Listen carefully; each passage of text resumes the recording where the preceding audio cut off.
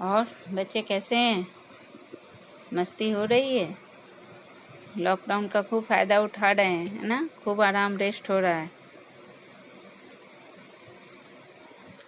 तो आज से अब हम लोग को हिंदी का पढ़ाई शुरू करनी है। हमने कुछ पेजेज आपको भेजे हैं। लेसन 1 कविता है और एक कहानी हमने आपको सेंड किया है। मैम ने आपको किया होगा। आज हम लोग उसी का पहला जो पार्ट है कविता हे मातृभूमि, उसी का को पढ़ेंगे और उसी के आधार पर पढ़ाने के बाद मैं प्रश्न दूंगी और उससे ही आप फिर उस जो बुक मैंने पेज भेजा है उसको पढ़ करके और जो मैं समझा रही हूँ उसको सुन करके और समझ करके फिर आप आंसर जो प्रश्न है पूछेंगे, उसका आंसर उत्तर आप लिखेंगे अपनी नोटबुक में। कोई एक नोटबुक रखेंगे जिसमें आप आराम से उसका आंसर करके रखेंगे। मैं आज केवल प्रश्न ही पूछा करूँगी, आंसर मैं कल दूसरे वीडियो में बताऊँगी। तब आप चेक करिएगा कि आपका सही हुआ या गलत। ठीक है, तो आज हम लोग जो पढ़ने जा रहे हैं वो हमारा कविता है जिसका नाम है हे मातृभूमि। हे मातृभूमि, हे अर्थात हम लोग संबोधन के लिए उपयोग में लाते हैं। हिंदी में संबोधन के लिए किया जाता है। और मातृभूमि दो शब्दों से मिलकर बना है, मातृ और भूमि। मातृ का अर्थ है माता और भूमि का अर्थ है धरती, पृथ्वी, अर्थात हे धरती माँ। अपने वतन के लिए है, अपने देश के लिए है। और मातृभूमि का सामान्य रूप में अगर हम अर्थ देखें तो मातृभूमि का अर्थ होता है जिस भूमि में, जिस धरती पे हमारा जन्म होता है, जिस धरती में हमारा से जगह पे हम उत्पन्न होते हैं, वो जगह हमारे लिए मातृभूमि, वह जगह, वह देश या वह राज्य हमारा मातृभूमि होता है। जैसे हम सब भारत में जन्म लिए हैं, इसलिए भारत हमारा मातृभूमि है। आज हम उसी के बारे में पढ़ने जा रहे हैं।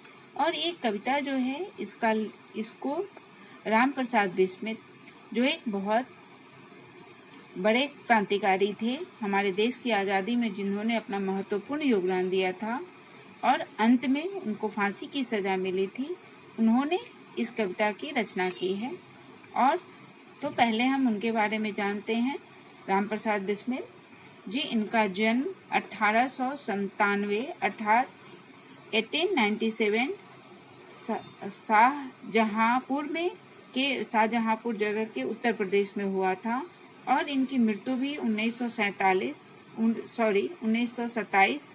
गोरखपुर उत्तर प्रदेश में हुआ था। दोनों ही जन्म और मृत्यु दोनों ही उत्तर प्रदेश में हुआ है। राम प्रसाद बिस्मिल भारत के एक महान स्वतंत्रता सेनानी थे। वे बहुत बड़े स्वतंत्रता सेनानी थे। वे स्वतंत्रता सेनानी के साथ साथ वे उच्च कोटि के लेखक भी थे, साहित्यकार थे। उन्होंने कई कविताएं और गीत लिखे हैं जिसमें उन्हें अनेक भाषाओं का ज्ञान भी था। वे बहुभाषी भाषाविद भी थे। उनके एक जो गाना है वो हम सब आपने भी सुना होगा और हम लोग भी ने उसे कई बार सुना है, जिसका नाम है जो है सरफरोशी की तमन्ना अब हमारे दिल में है, देखना है जोश कितना बाजुए कातिल में है। ये बहुत ही उनका प्रसिद्ध रचना है जो कई बार पिक्चरों में भी फिल्माया गया है। बिस्मिल कई उपनाम से भी जाने जाते हैं। उन्हें राम के नाम से भी जाना जाता है, अज्ञात के नाम से भी जाना जाता है। उन्होंने कई कविताएं लिखी। मन की लहर और आत्मकथा उनकी महत्वपूर्ण कृतियां हैं। कविता जो है प्रस्तुत कविता जो है क्रांतिकारी एवं स्वतंत्रता सेनानी राम प्रसाद बिस्मिल के बारे में है, जिसमें बिस्मिल जी मातृभूमि के प्रति अपने प्रेम और भक्ति भाव को प्रदर्शित करते हैं, दिखाते हैं, बताते हैं जो उन्हें उनके अंतर आत्मा में अपनी मातृभूमि के लिए, अपने देश के लिए कितना प्रेम था और कितनी भक्ति थी। इसको इस कविता के द्वारा वो जाहिर कर रहे हैं। अपने मन की बात को, मन के भाव को अपने कविता के माध्यम से व्यक्त करना चाह रहे हैं। मातृभूमि के लिए उन्होंने अपना प्राण न्यौछावर किया है, जो वो पहले से ही शायद उनके मन में ये भावना थी और उसी को लेकर के उन्होंने इसकी रचना की थी। आप देखिए, जो कविता इस प्रकार से है, बहुत सुंदर है कविता है, जिसे आप पढ़ेंगे और देखेंगे जो कैसे है, बहुत ही सुंदर है। हे मातृभूमि,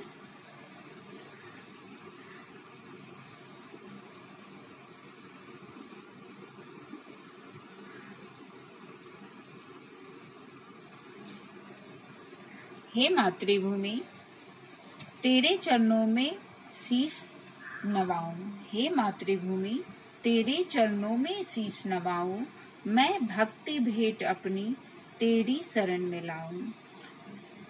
माथे पे तू हो चंदन, छाती पे तू हो माला, जिहा पे हो गीत मेरा, तेरा ही नाम गाऊं। जिससे सपूत उपजे श्री राम कृष्ण जैसे, उस धूल को मैं तेरी निज शीस पे चढ़ाऊं।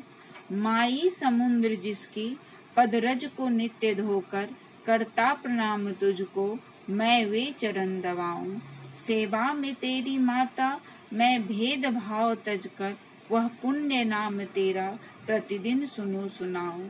तेरे ही काम आऊं, तेरे ही मंत्र गाऊं, मन देह तुम पर मैं बलिदान मैं जाऊं।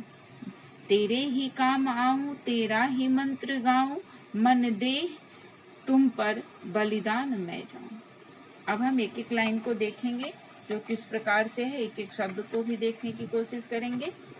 हे मातृभूमि, तेरे चरणों में शीश नवाऊं। हे मातृभूमि, तेरे चरणों में शीश नवाऊं। आप ध्यान दीजिए, हे धरती माँ, हे पृथ्वी माँ, मैं सदा आपके चरणों में मैं अपना सर झुकाता हूँ, अर्थात प्रणाम करता हूँ, नतमस्तक होता हूँ। मैं भक्ति भेंट अपनी तेरी शरण में लाऊं, और मेरे अंदर जो आपके प्रति जो प्रेम है, प्रेम की भावना है, आपके लिए जो भक्ति है, उसे मैं आपके चरणों में शरण अर्थात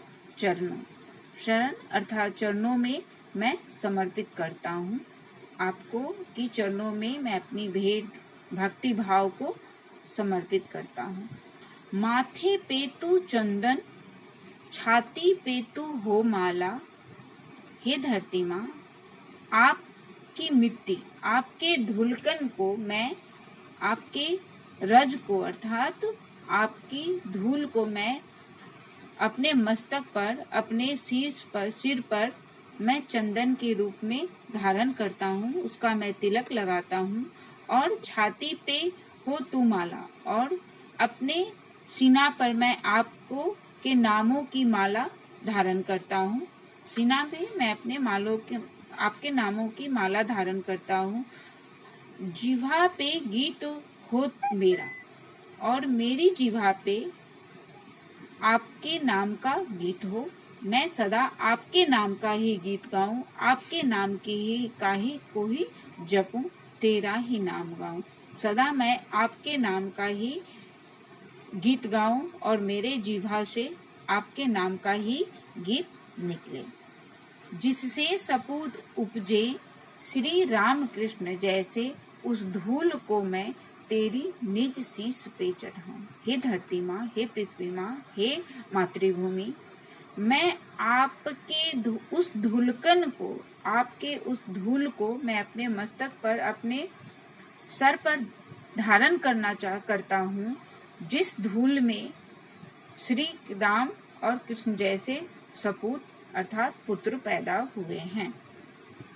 माई समुद्र जिसकी पदरज को नित्य धोकर, माई अर्थात माता, समुद्र अर्थात सागर, पद अर्थात पैर, रज अर्थात धूल कण, नित्य धोकर यानी धोना, करता प्रणाम तुझको मैं वे चरण दबाऊं। यहाँ पर चरण दबाऊं अर्थात चरण को पकड़ने से है बात है, मतलब चरण को मैं पकड़ता हूँ, धारण करता हूँ, चरण में मैं रहता हूँ। हे धरती माँ, हे मातृभूमि, मैं आपके चरण को धारण करता हूँ, पकड़ता हूँ। जिस चरण को, जिस पैर को समुद्र अर्थात सागर, नित्य धोता है, जिसके पद पैर में लगे हुए रजकन को, धूल को नित्य सागर धोता है और प्रणाम करता है, मैं उस चरण को पकड़ता हूँ, धारण करता हूँ, धारण करना चाहता हूँ। सेवा में तेरी माता मैं भेद भाव तज कर, हे धरती माँ वह पुण्य, सेवा में तेरी माता मैं भेद भाव तज कर, वह पुण्य नाम तेरा प्रतिदिन सुनूं सुनाऊं। हे धरती माँ, मैं उस पवित्र नाम को मैं प्रतिदिन सुनना और सुनाना चाहता हूँ, जो अर्थात आपके नाम, और सदा मैं आपकी सेवा में तत्पर रहना चाहता हूँ, आपकी सेवा में ही रहना चाहता हूँ, बिना किसी भेदभाव का, बिना किसी भेदभाव का, किसी को मैं सदा आपकी सेवा करना चाहता हूँ, और आपके नाम का ही मैं को ही अपने सदा पुण्य नाम का, आपके जो पवित्र नाम है उसका ही गुणगान करना चाहता हूँ, उसको ही प्रतिदिन मैं सुनना और सुनाना चाहता हूँ। तेरे ही काम आऊं, तेरा ही मंत्र गाऊं। हे धरती माँ, हे मातृभूमि, मेरी हार्दिक इच्छा है, मेरी यह भावना है कि मैं तेरे ही काम आऊं, मैं तेरे इस अपने देश के ही काम आऊं, और तेरे ही नाम का जो मंत्र है उसे ही मैं सदा गुनगुनाऊं, गाऊं। मन और देह तुम पर बलिदान मैं जाऊं, और मैं अपने मन और देह, मतलब हर प्रकार से मन तन और देह, तो हर प्रकार से मैं आप पर बलिदान जाऊं, आपके लिए मैं अपने मन और देह दोनों को बलिदान करूं। ऐसा ही मैं सौभाग्य प्राप्त करना चाहता हूं, ऐसा ही सौभाग्य मैं लेना चाहता हूं, इसे मैं ऐसा ही जीवन में जीना चाहता हूं। राम प्रसाद बिस्मिल जी, और उन्होंने अंत में इस कविता को लिखा है, जो देश प्रेम, उनके इस हर एक पंक्ति से उनके देश प्रेम की भावना झलकती है और दिखती है, और उनका जीवन इसी के लिए गया ही। अब जो है इसमें हम देखते हैं, मातृभूमि की सेवा में जीवन अर्पण करना प्रत्येक मनुष्य का कर्तव्य है। इस कथन पर अपने विचार लिखो। इस पर हमें अपना विचार लिखना है कि मातृभूमि की सेवा में जीवन अर्पण करना प्रत्येक मनुष्य का कर्तव्य है। आपको क्या लगता है, जिस धरती भूमि में हम जन्म लेते हैं, जिसमें हम पल बढ़कर बड़े होते हैं, जिसमें हमने खेला है, कूदा है, जिसकी अन्न को हमने खाया है, जिस भूमि की पानी को हमने पिया है, तो क्या उस देश की रक्षा करना या उस देश पर अपने जीवन को अर्पण करना मनुष्य का कर्तव्य होना चाहिए या नहीं होना चाहिए? अगर होना चाहिए तो उसी के आधार पर आप भी अपना इस पर क्रमबद्ध होकर एक के बाद एक करके अपनी भावनाओं को व्यक्त करते हुए इस पर अपना विचार लिखेंगे 10 लाइन में लगभग। उसके बाद जो है, अब हम लोग प्रश्न, आपको मैं शब्दों का अर्थ बताती गई हूँ, फिर भी मैं एक बार फिर से बताती हूँ। मातृभूमि अर्थात जिस भूमि में हम जन्म लेते हैं, अपने वतन देश की भूमि। चरणों अर्थात पैर, चरण अर्थात पैर। शीश अर्थात सर। नवाऊं अर्थात झुकाना। भक्ति मतलब भक्ति करना। भेंट यानी कि देना, समर्पण करना। शरण अर्थात चरण, फिर तुम्हारी उनकी शरण में रहना, चरण में रहना। लाऊं अर्थात लाना। माथा सिर, मस्तक। चंदन एक प्रकार का तिलक। छाती सीना। जीवा जीव। गीत तू हो मेरा, तेरा ही नाम गाऊं, ये सिंपल सी है। जी सपूत अर्थात पुत्र। उपजे यानी कि जन्म लिए हैं, रामकृष्ण जिन्हें अब हम लोग भगवान के रूप में जानते हैं। धूल अर्थात मिट्टी, कण। निज अर्थात अपना, निज अर्थात अपना शीश, निज शीश पर चढ़ाऊं अर्थात अपने मस्तक, शीश अर्थात मस्तक, अपने मस्तक पे धारण करूं, चढ़ाऊं अर्थात धारण करूं। माई माता, समुद्र सागर। पद अर्थात पैर। रज अर्थात धूल। नित्य मतलब प्रतिदिन, धोकर यानी धोना।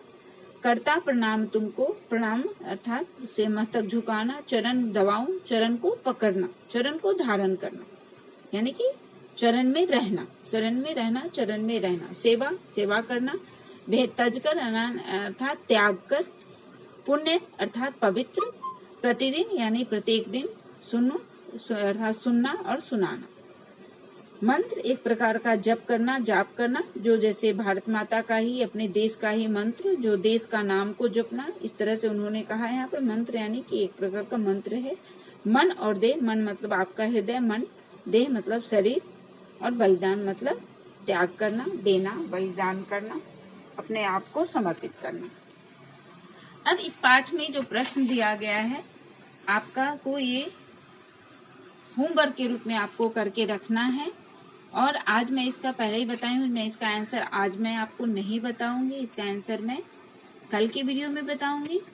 मैं कोशिश करूंगी जो मैं प्रतिदिन आपको एक वीडियो दूं, कभी ग्रामर से संबंधित होगा और कभी आपके चैप्टर से होगा, ठीक है। तो सबसे पहला जो प्रश्न है आपका, अब इस बार आपका जो प्रश्न है उसका पैटर्न भी आपके लिए बदल जाएगा, क्योंकि आपको आजकल कृति पूर्ण करना होगा, कृति के रूप में लिखना होगा, सब पॉइंट के रूप में लिखना होगा। तो सबसे पहला जो आपका प्रश्न है वो है कृति पूर्ण करो। मातृभूमि की विशेषताएं। अब मातृभूमि की क्या क्या विशेषताएं इस कविता में कही गई है उसके बारे में आपको लिखना है, ढूंढना है, आपको समझना है, और समझ करके क्या क्या विशेषता होगी भारत हमारी मातृभूमि की, और उसको आपको लिखना है। 4 पॉइंट देने हैं आपको। उसके बाद दूसरा है कवि मातृभूमि के प्रति अर्पित करना चाहते, क्या अर्पित करना चाहते कवि, इसमें 2 सब पॉइंट आपको लिखना है। और आप देख सकते हैं जो उसको आपको क्या अर्पण करना है। पहले कविता को पढ़ना है, फिर मेरा वीडियो के आधार पर उसको सुनना है, और फिर आपको इसको बताना है इसमें जो क्या आपका इसका आंसर होगा। फिर कविता की पंक्तियां हैं जो आपको याद करनी है। कविता तो आपको पूरा ही याद करना है, जो मैंने भेजा है उसके आधार पर याद भी करना है, 2-3 बार लिख कर प्रैक्टिस भी करनी है, ताकि उसमें कॉमा, पूर्ण विराम, कहीं भी कोई योजक चिन्ह जो भी है वो छूटे नहीं, शब्दों का ध्यान रखना है। उसके बाद एक एक शब्द में उत्तर लिखें जो इसमें दिया गया है। 4-5 प्रश्न है, उनका देखिए। कवि की जिह्वा पर किसके गीत हों, कवि किसके गीत गाना चाहते हैं, मैंने आपको बताया है। मातृभूमि के चरण धोने वाला, मातृभूमि की चरण कौन धोता है, आप ये भी सर जब सुनेंगे तो पता चलेगा। मातृभूमि के सपूत, इस कविता में किन सपूतों का नाम लिया गया है। प्रतिदिन, प्रश्न नंबर 4, प्रतिदिन सुनने सुनाने योग्य नाम, कौन सा नाम है जिसे कवि प्रतिदिन सुनना और सुनाना चाहते हैं। मातृभूमि, प्रश्न नंबर 4, मातृभूमि के चरणों में इसे नवाना, किसे नवाना चाहते हैं, कवि किसे नवाना अर्थात झुकाना, कवि किसे झुकाना चाहते हैं। अब उसके बाद है जो प्रश्न है उसमें आपको दिया गया है भाषा बिंदु की तरफ से, निम्न विराम चिन्हों के नाम लिखकर उनका वाक्य में प्रयोग करो। अब यहाँ पर जो चिन्ह दिए गए हैं आप देखिए। पहला जो है वो पूर्ण विराम है,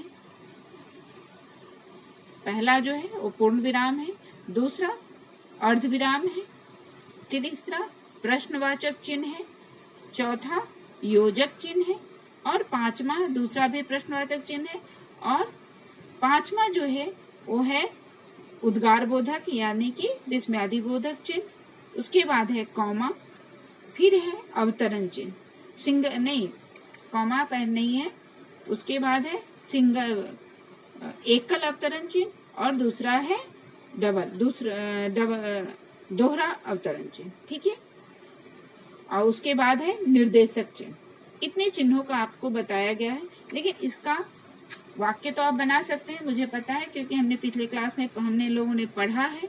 लेकिन और इसका विस्तार रूप से जब विद्यालय हम लोग शुरू करेंगे, क्लास शुरू होगा, तो हम अच्छे से आपको इसके बारे में बताएंगे, या हम आपको दूसरे व्याकरण के अंदर हम इसके बारे में पूरा डिटेल बताएंगे, ठीक है। आप अच्छे से इनको सुनकर और इसके आधार पे आप करेंगे, ठीक है। Okay, good bye.